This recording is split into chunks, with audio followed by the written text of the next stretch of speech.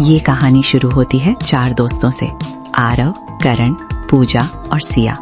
New year की रात थी और सब शहर से दूर एक पुराने फार्म हाउस में पार्टी करने आए थे। जगह सस्ती थी लेकिन बहुत अलग। मोबाइल नेटवर्क नहीं था। चारों ने इसे मजाक समझा। रात 12 बजे के लिए डीजे, शराब और पटाखों की तैयारी थी। फार्म हाउस के बाहर घना जंगल था और अंदर पुराना हॉल। दीवारों पर अजीब तस्वीरें लगी थीं। आरव ने पूछा, ये जगह पहले क्या थी? मालिक ने हंसकर कहा, पुराना रिसोर्ट। बात खत्म हो गई। रात गहरी होती गई। जैसे ही घड़ी ने 11 बजाए, बिजली हल्की हल्की जाने लगी। डीजे की आवाज बीच बीच में कट रही थी। सिया को लगा किसी ने उसका नाम लिया। उसने पीछे देखा, कोई नहीं था। पूजा ने मजाक उड़ाया। तभी हॉल का एक दरवाजा अपने आप खुल गया।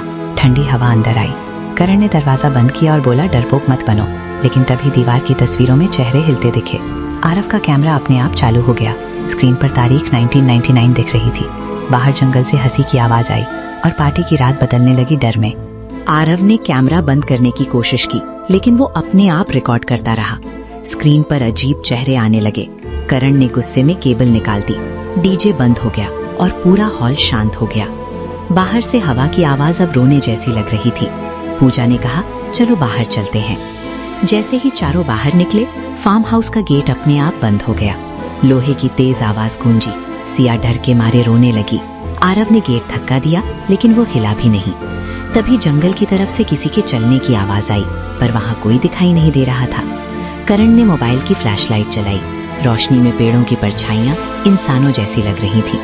पूजा ने देखा, जमीन पर पुराने पटाखों के जले निशान थे, लेकिन उन पर खून जैसा कुछ लगा था।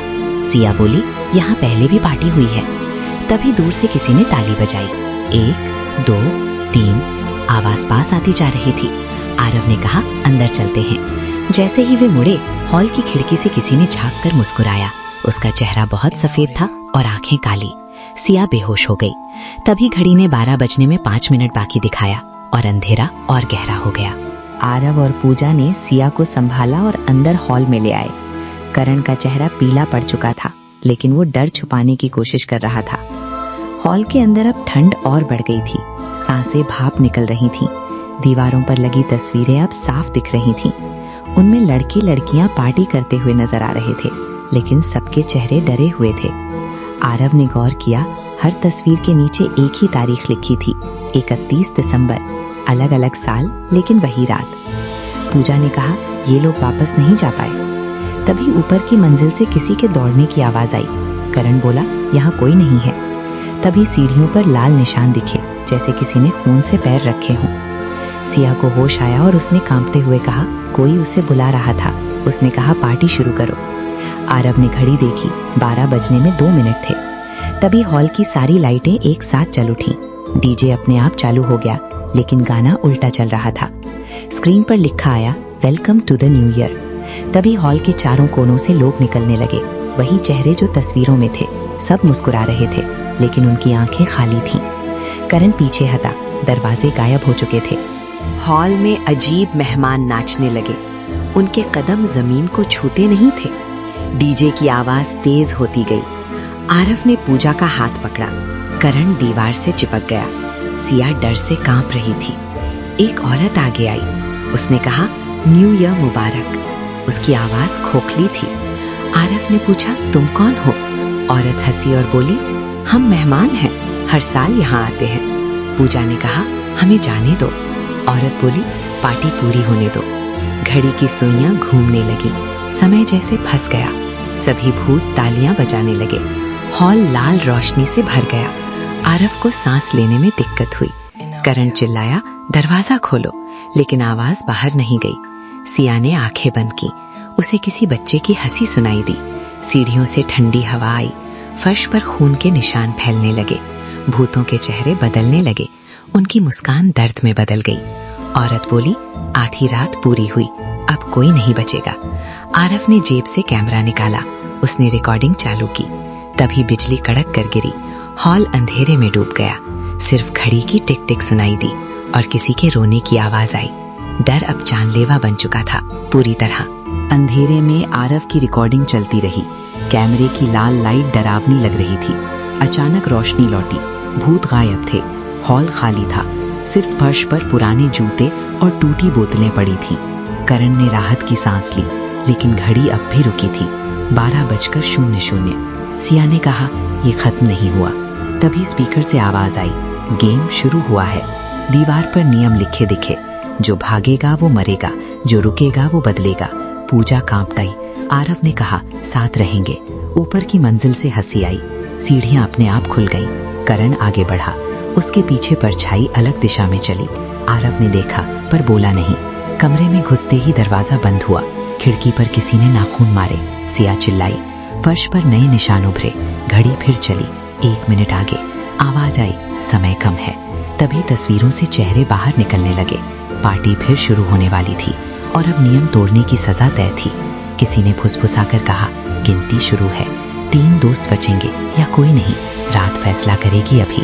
और हर कदम पर हंसी तेज होगी, डर दिल में गहराएगा, अंत करीब आएगा अभी इसी पल। कमरे की हवा भारी हो गई।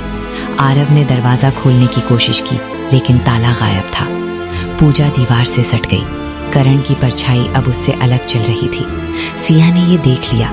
उसने कांपते हुए कहा, करण पीछे देखो। करण मुड़ा तो उसकी परछाई मुस्कुरा रही थी। अचानक परछाई दीवार से बाहर निकल आई। वो बिल्कुल करण जैसी दिखती थी, बस आंखें काली थीं। असली करण गिर पड़ा। आरव ने उसे पकड़ लिया। आवाज आई, 1 की जगह 2। सिया रोने लगी। पूजा ने कहा, ये खेल है, हमें नियम तोड़ना होगा। दीवार पर लिखा, बदला चुनो या किसी को छोड़ दो। घड़ी ने 1 मिनट और बढ़ाया। भूतों की हंसी वापस गूंजने लगी। नकली करण आगे बढ़ा। उसने कहा, मैं यहीं का हूं, तुम लोग भी बन जाओ। पूजा ने मना किया। तभी फर्श खुला। नीचे अंधेरा था। हवा में पुराने गानों की आवाज थी। सिया फिसल गई। आरव ने उसका हाथ पकड़ लिया, लेकिन ताकत कम पड़ रही थी। आवाज आई, समय खत्म। घड़ी तेज चलने लगी। भूत पास आने लगे। आरव ने फैसला किया। उसने कैमरा नीचे फेंक दिया। तेज रोशनी फैली। सभी चीख उठे और कुछ टूटने की आवाज आई। तेज रोशनी के बाद सब कुछ शांत हो गया। आरव की आंखें धीरे खुली। वो उसी कमरे में था, लेकिन दीवारें काली हो चुकी थी। घड़ी अब उल्टी चल रही थी। सिया फर्श पर बैठी रो रही थी। पूजा बेहोश पड़ी थी। असली करण कहीं नहीं दिखा। तभी स्पीकर अपने आप चल पड़ा। एक भारी आवाज बोली, खेल खत्म नहीं हुआ है, अब अगला राउंड शुरू होगा। दरवाजा अपने आप खुला। बाहर वही हॉल था जहां पार्टी शुरू हुई थी, लेकिन अब वहां कोई नहीं था। खाने की प्लेटों में कीड़े रेंग रहे थे। लाइट्स छपक रही थी। सिया ने कहा, हमें बाहर निकलना होगा। आरव ने सिर हिलाया। जैसे ही वे आगे बढ़े, फर्श पर नए पैरों के निशान दिखे। वे उनके पीछे चल रहे थे। अचानक शीशे में करण दिखा। वो मुस्कुरा रहा था। उसने कहा, तुमने मुझे छोड़ दिया, अब बारी तुम्हारी है। पूजा की आंखें खुली। उसने कांपते हुए कहा, ये जगह हमें छोड़ने नहीं देगी। ये नए साल की कुर्बानी मांगती है। घड़ी ने 12 बजाए, लेकिन बाहर सुबह नहीं हुई। अंधेरा और गहरा हो गया और पार्टी फिर से शुरू हो गई। घड़ी के 12 बजते ही हॉल की सारी लाइटें एक साथ बुझ गईं। पूरा कमरा अंधेरे में डूब गया। सिर्फ मोमबत्तियां जल उठीं, लेकिन किसी ने उन्हें नहीं जलाया था। आरव ने सिया का हाथ कसकर पकड़ लिया। पूजा डर से कांप रही थी। अचानक दीवारों पर परछाइयां चलने लगी। वे परछाइयां नाच रही थीं, जैसे पार्टी अभी भी चल रही हो। स्पीकर से हंसी की आवाज आई। वही हंसी जो करण की थी, लेकिन अब वो इंसानी नहीं लग रही थी। फर्श पर लाल रंग फैलने लगा। आरव ने नीचे देखा। वो रंग खून था। खून से शब्द बन रहे थे, एक को रहना होगा। सिया रोते हुए बोली, ये सब करण की आत्मा कर रही है। उसकी मौत यहीं हुई थी, नए साल की रात। तभी सामने का शीशा टूट गया। करण बाहर आया। उसका चेहरा जला हुआ था, आंखें पूरी तरह काली। उसने कहा, मैं अकेला मरा था, अब कोई अकेला नहीं मरेगा। पूजा चिल्लाई और भागने लगी, लेकिन फर्श ने उसके पैर पकड़ लिए। आरव और सिया बेबस खड़े थे। करण ने मुस्कुराकर कहा, अब आखिरी काउंटडाउन शुरू होता है। 10, 9। कमरा घूमने लगा और सच्चाई धीरे धीरे सामने आने लगी। 8, 7, 6। करण की आवाज पूरे हॉल में गूंज रही थी। हर नंबर के साथ दीवारें और पास आती जा रही थीं। छत से धूल गिरने लगी। आरव ने हिम्मत जुटाई। उसे याद आया कि करण की मौत कैसे हुई थी। नए साल की पार्टी में सब नशे में थे। करण बालकनी में अकेला खड़ा था। सबने उसे मजाक में धक्का दिया। वो नीचे गिर गया और कोई उसकी मदद के लिए नहीं आया। तू अकेला नहीं था, आरव चिल्लाया, हम सब गुनहगार हैं। करण अचानक चुप हो गया। काउंटडाउन रुक गया। अगर ऐसा है, करण बोला, तो कोई एक नहीं, सबको सजा मिलेगी। हॉल के दरवाजे अपने आप बंद हो गए। खिड़कियों पर काले हाथ उभर आए। हवा ठंडी हो गई। सिया ने कांपते हुए पूजा की ओर देखा। पूजा बेहोश पड़ी थी। उसके माथे से खून बह रहा था। अचानक लाइट जल गई। सब कुछ सामान्य लगने लगा। हॉल साफ था, ना खून ना परछाइयां। लेकिन तभी मोबाइल की स्क्रीन जली। समय दिखा 12:01 AM और एक मैसेज आया, खेल अभी खत्म नहीं हुआ। पीछे से किसी ने कंधे पर हाथ रखा।